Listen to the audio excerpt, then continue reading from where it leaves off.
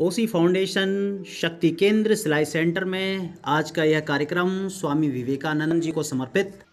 सिर्फ एक कदम मानवता की ओर बढ़ाने की, यही हमारे फाउंडेशन का उद्देश्य है। बहुत अच्छा सिलाई सेंटर हमारा चल रहा है और आप लोगों का बहुत सपोर्ट रहा है। चाहूंगा कि पहले जो है जब भी कहीं रिश्ते के लिए लड़की देखने जाते थे तो वहाँ एक प्रश्न ये पूछा जाता था कि आपको सिलाई आती है, कढ़ाई आती है, बुनाई आती है।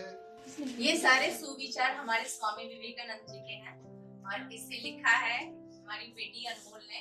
Whatever the mind of a man can believe and conceive, it is achieved.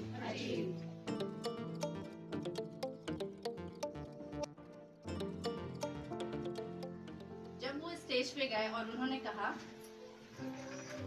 Sisters and brothers, अब तालियां ही 2 मिनट तक बजती रही उनके बस इतना कहने से, क्योंकि हम जो भी सोचते हैं कि दुनिया क्या सोचेगी, आसपास वाले क्या सोचेंगे, समाज सोचेगा, ऐसे नहीं सोचना। जो भी तुम्हारे सपने हैं उनको पूरा करो।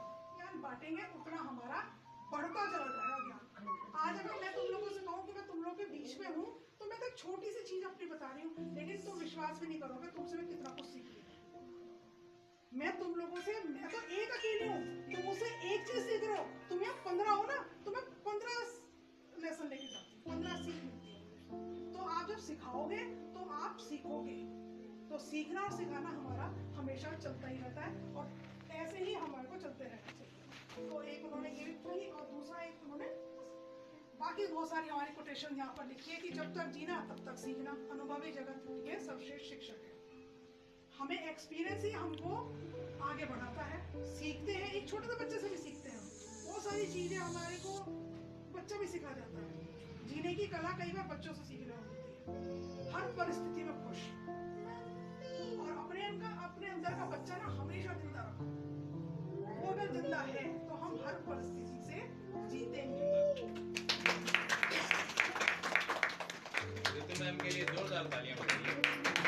तालियों में प्रवृत्ति ना करें।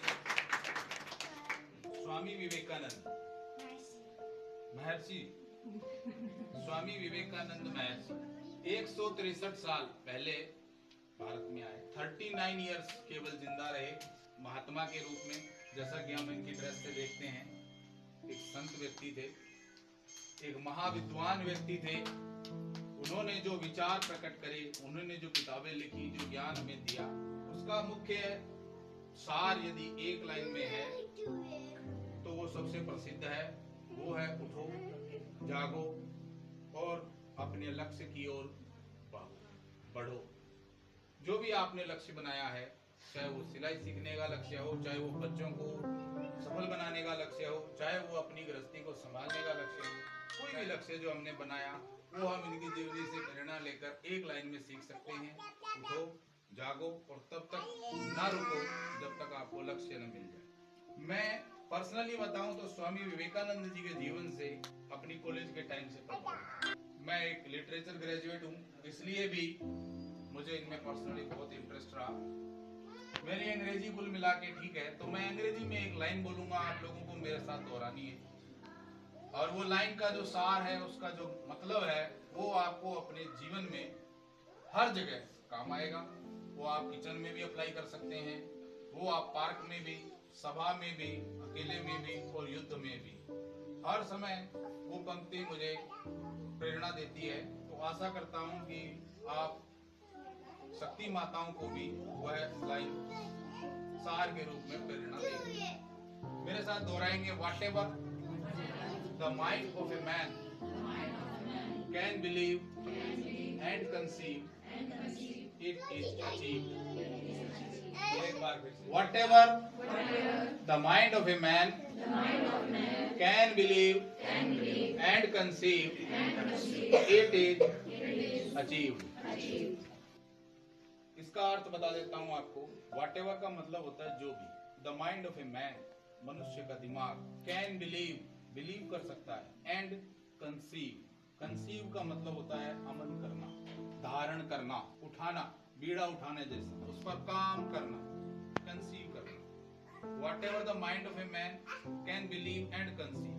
आज ये युवा दिवस इसीलिए मना रहे हैं हम, क्योंकि 39 इयर्स की उम्र में यदि किसी व्यक्ति ने अपनी जवानी में इतना कुछ कर दिया हो, जिसे हम इतने सालों 10-20 साल नहीं 163 साल बाद भी युवा के रूप में मना रहे हैं, वरना हम कह देते हैं ये तो बूढ़े हो गए, इनके तो विचार भी सठिया गए, लेकिन इनके विचार इतने सालों बाद भी हमारे साथ जिंदा हैं और हमेशा रहेंगे।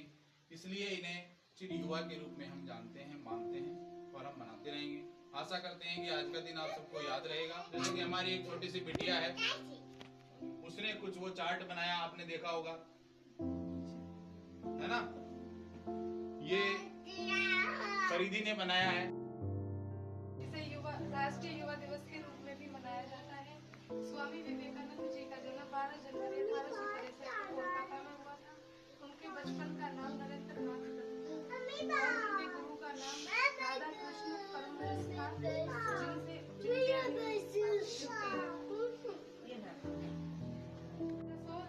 1993 में शिकागो में एक भाषण दिया था, जहां उन्होंने अपने हिंदू धर्म और राष्ट्रीय संस्कृति का परिचय कराकर अपने भारत का नाम रोशन किया था। और उनका एक संदेश है, उठो जागो और तब तक मत रुको जब तक मंजिल प्राप्त ना हो जाए।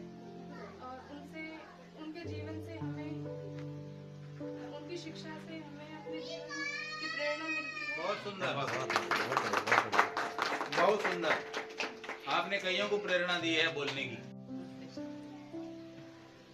आज जैसे कि विवेकानंद जी की जयंती मनाई जा रही है और हम इसे युवा दिवस के रूप में भी मनाते हैं। विवेकानंद जी ऐसी हस्ती हैं जिसे भूलना नामुमकिन है, कभी नहीं भूल सकते हैं।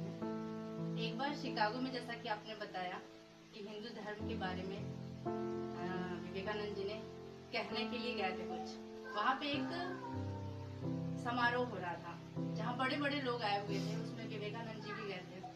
तो इनकी वेशभूषा बिल्कुल साधु जैसी, सिंपल, तो इनको देख के लोगों ने थोड़ा सा इग्नोर किया कि ये तो ऐसे ही है, कोई भी आ गया है।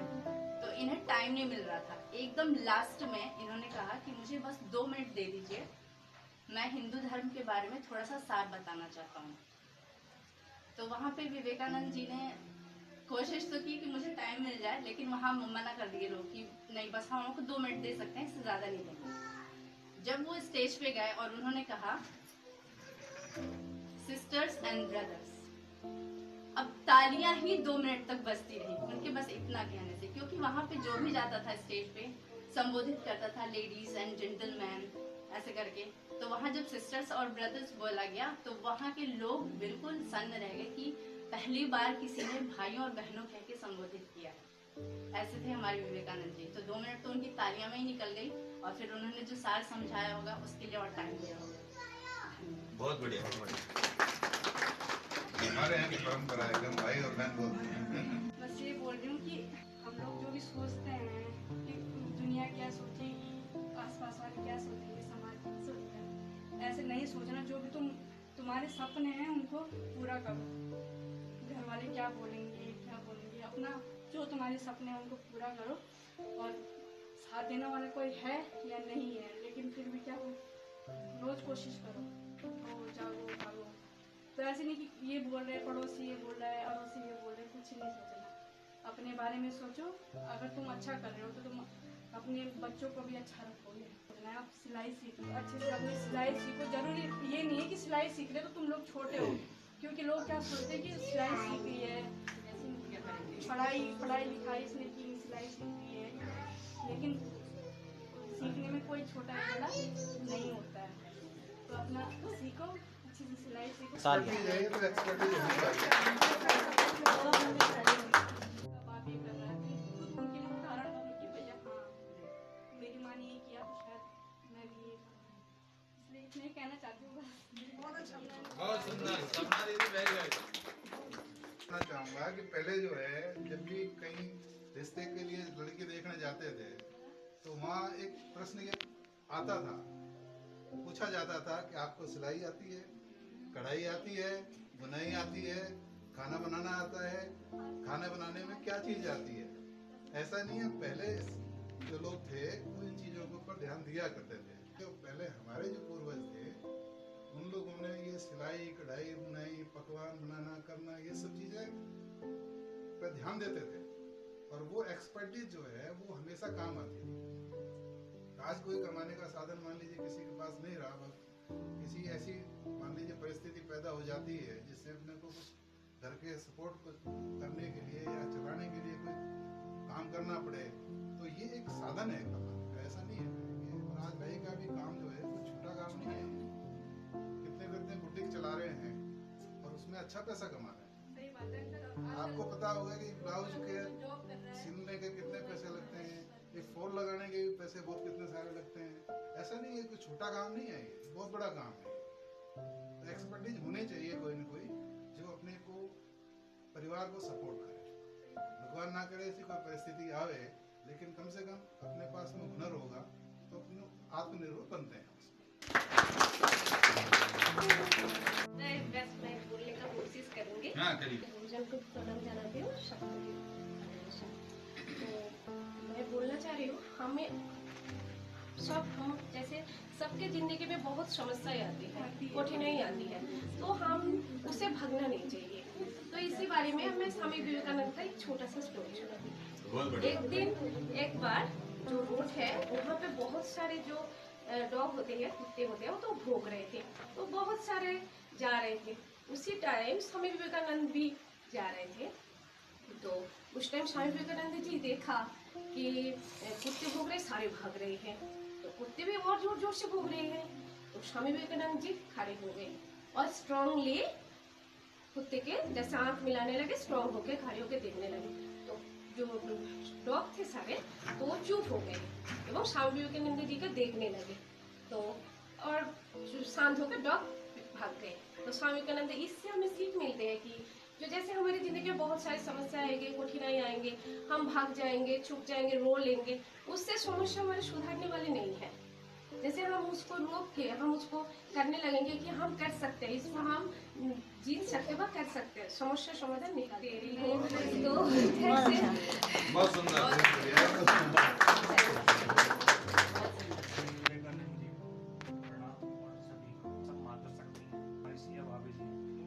सोशल मीडिया नहीं चलाती थी, अभी मेरे ख्याल से 8000 के फॉलोवर के आसपास।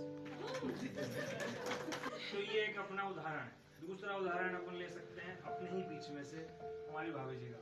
इनका बच्चा नॉर्मल बच्चे नहीं, उसे बोलेंगे स्पेशल चाइल्ड, लेकिन उसकी परवरिश करते हुए भी अपना समय निकाल के यहाँ पे आती है सेकंड पेज के लिए।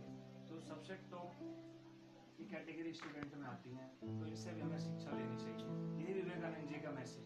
बहुत बढ़िया। हमारे रितु आंटी जी का, इनको कोई आवश्यकता नहीं है, सिर्फ एक कदम मानवता की ओर बढ़ाने के लिए, यही हमारे फाउंडेशन का उद्देश्य है। वहां से आती हैं सिर्फ इसलिए क्या हो सकता है कि पूरी जो लाइफ है इनकी उसमें से अगर एक बच्चा भी कामयाब हो जाए तो शायद वो विवेकानंद जी से प्रेरणा लेके एक बच्चे का उद्धार कर दे। इनका मूल मंत्र एक ही है, विश्वास विश्वास विश्वास। कि आपने किसी भी चीज में एक विश्वास करो और वहां तक आप पहुंच सकते हो। बहुत सुंदर। बहुत अच्छा सिलाई सेंटर हमारा चल रहा है और आप लोगों का बहुत सपोर्ट रहा है। जो हमारे टीचर्स हैं, जो हमारे स्टूडेंट हैं, वो बहुत अच्छा काम कर रहे हैं। आप लोग आए हैं, आप लोगों का दिल से बहुत बहुत धन्यवाद है। ऐसी भावनाएं हमारे लिए भी बहुत इम्पोर्टेंट है कि सबसे ऊपर कौन है? देश। सबसे ऊपर देश को ही रखें, हम भी रखें और अपने बच्चों को भी ये सिखाएं कि केवल एक दिन का झंडा लगाने से या एक दिन वंदे मातरम बोल देने से मात्र हमारा देश ऊपर नहीं होगा। ये दिल के अंदर हमें हमेशा ऊपर रखना ही होगा। इसीलिए मैं पिछले 20 साल से सबको राम राम नमस्ते की जगह वंदे मातरम करता हूँ और ये वंदे मातरम किसी तरह से और कोई भी तरीके से प्रेरणा में नहीं है कि मैं केवल हिंदुत्व को प्रमोट करता हूँ। ये देश प्रेम की भावना है जो मेरे अंदर है और मैं चाहता हूँ कि वो सबके अंदर भरे। Thank you very much. अब आप लोग आए, विवेकानंद जी का ध्यान करके अपनी भारत माता की जय बोलेंगे। बोले भारत माता की जय। वंदे मातरम, वंदे मातरम, वंदे मातरम। Thank you very much. तो स्वामी विवेकानंद की, स्वामी विवेकानंद अमर रहे। ओसी फाउंडेशन शक्ति केंद्र सिलाई सेंटर में आज का यह कार्यक्रम स्वामी विवेकानंद को समर्पित स्वामी विवेकानंद जी को आज हम लोग याद कर रहे हैं, क्योंकि आज उनका 163वां जन्मदिन तो हम लोग सेलिब्रेट कर रहे हैं। तो स्वामी विवेकानंद जी को बहुत बहुत धन्यवाद। ये सारे सुविचार हमारे स्वामी विवेकानंद जी के हैं और इसे लिखा है हमारी बेटी अनमोल ने, बच्ची। और लिखा ये है, विवेकानंद जी ने कहा है, जब तक जीना तब तक सीखना, अनुभव ही जगत में सर्वश्रेष्ठ शिक्षक है। दूसरी लाइन है, एक समय में एक काम करो, ऐसा करते समय अपनी पूरी आत्मा उसमें डाल दो, बाकी सब कुछ भूल जाओ। तीसरी लाइन है, किसी दिन जब आपके सामने कोई समस्या आए तो आप सुनिश्चित हो सकते हैं कि आप गलत मार्ग पे हैं। चौथी लाइन है, ये कभी मत कहो कि मैं नहीं कर सकता, क्योंकि आप अनंत हैं। आगे है, जितना बड़ा संघर्ष होगा उतनी ही शानदार आपकी जीत है। दिल और दिमाग के टकराव में हमेशा दिल की सुने, खुद को कमजोर समझना सबसे बड़ा पाप है। और आखिरी लाइन है, जितना हम दूसरों के साथ अच्छा करते हैं उतना ही हमारे हृदय पवित्र होता है और भगवान हमारे अंदर वास करते हैं।